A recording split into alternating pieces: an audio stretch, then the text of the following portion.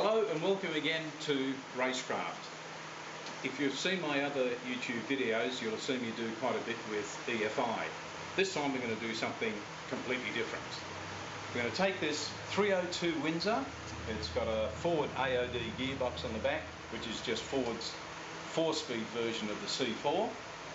And we're going to put it into this 1983 Mitsubishi Sigma.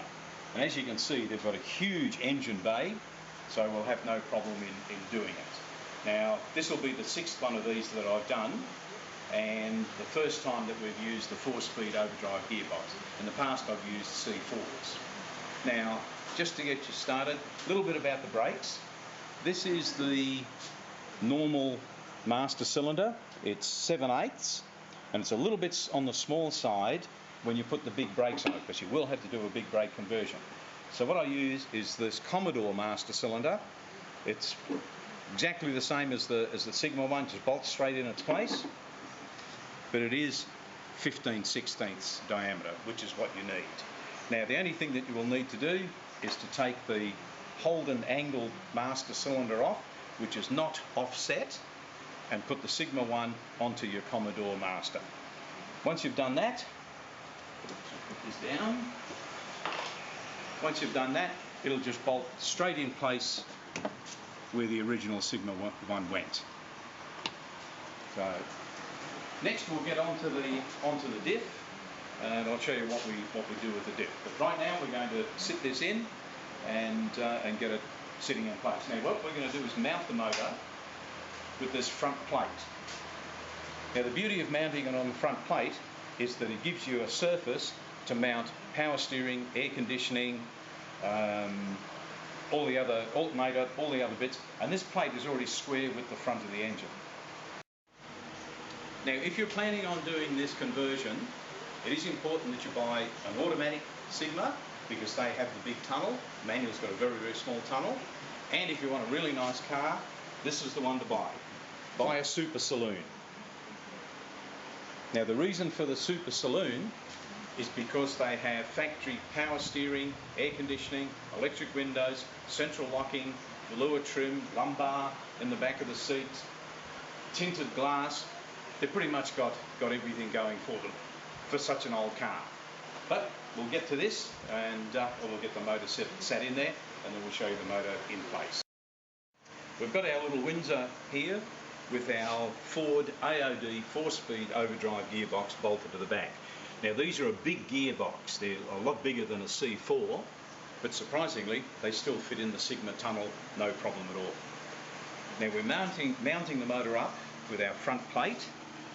I think I showed you this front plate before. That's what it looks like now, with all the bracketry welded on for the air conditioning and the power steering.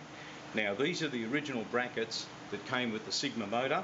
They've just been cut up and welded onto this plate. And that's the beauty of using this plate, is that everything just welds onto here, makes the mounting really easy. Now these two big holes that you see here, they're for the actual engine mounts themselves.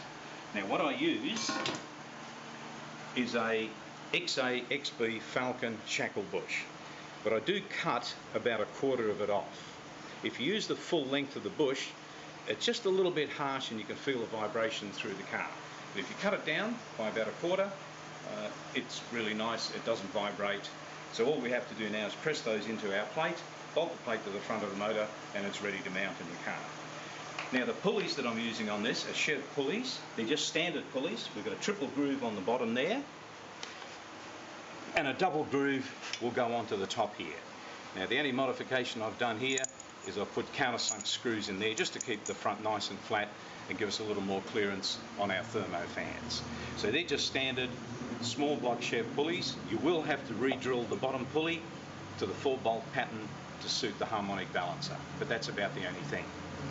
So moving on from that, we need an exhaust system for it. So we need a set of extractors. So the cheapest extractors that I found are Mustang Shorty headers that I bought for $167 off eBay. Now even with having to modify the extractors, I've cut the original flange off, welded this pipe on, and that's the left-hand header there. Even with having to do this work, it's still good value because the pipes are so cheap to buy in the first place. That's the left-hand side.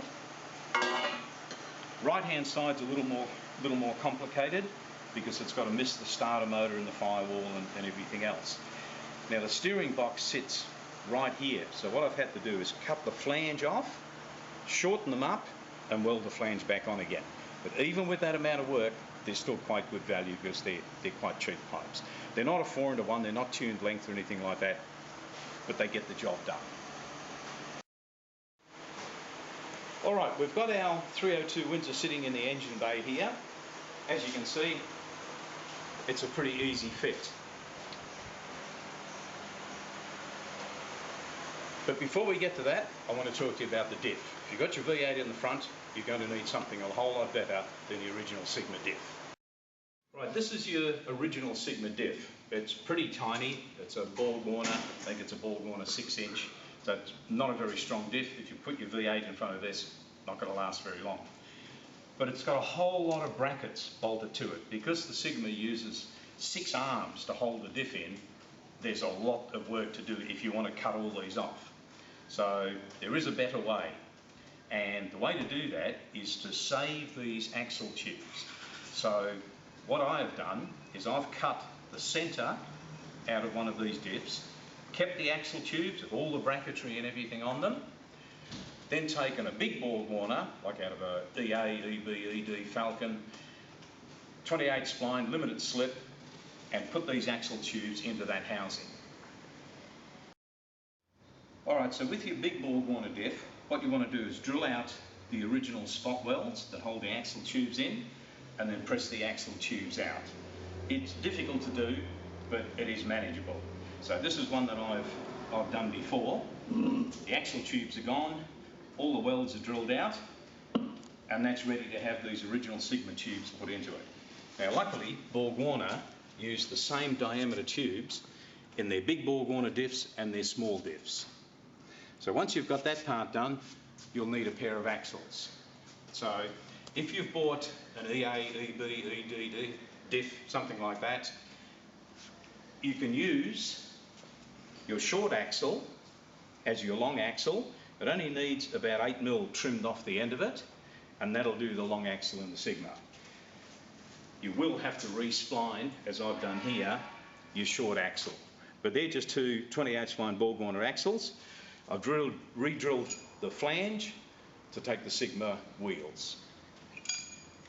So having done that, the standard brakes, the standard arms, everything will bolt onto your Sigma diff as per standard. We going? Go. So this is what your Sigma diff looks like when it's all built. These are the original tubes. This is out of a EA EB Falcon. It's a 3:4:5 ratio, limited slip 28 spline. And as you can see, it's a whole lot bigger than the original diff, but it'll just bolt into the car as per standard. So that's the easy diff conversion. We've got our diff bolted in here now, so we've got our original Sigma axle tubes, and we've pressed those into our Borg-Warner BTR 78 diff, 3:4:5 ratio, limited slip 28 spline. And as you can see, it just bolts in as per standard.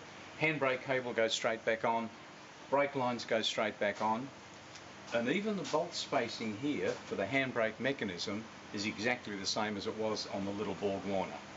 So that's the diff, all bolted in, makes for a really, really simple conversion. Well, here we are with our sleeper Sigma. All looks perfectly stock standard. We've had to put 15-inch wheels on it to cover the big brakes, but they're Sigma turbo wheels, so they would normally be on the car. So I'll open the bonnet up now, show you how it all looks under the bonnet. Walk up and, yep. Here it is, all finished. It's driving now, everything's done. You can see we've cheated a little here with some stickers and Mitsubishi badges. But yes, it is still our little 302 Windsor. So as you can see, everything fits in there really nicely. Battery's still in the front. The only thing I've got to do is gas up the air conditioning, but I'm waiting for one hose to do that. So you can see everything. The master cylinder's there. If you look down into the side here, you can see the eBay extractors. They fit there quite nicely. They miss the steering box and everything. And on this side, on the left-hand side, they're virtually standard and they clear everything. Okay, stop it there for a sec. On the interior, you can see it's all stock standard. We've got our 4-speed AOD gearbox hooked up to the standard shifter.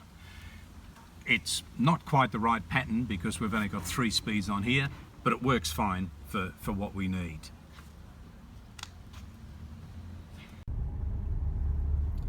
Okay, here we are, ready for our test drive. We're on this stretch of road here. The speed limit's 100 kilometres an hour, so we're going to do just a little acceleration test and stay within the speed limit, of course.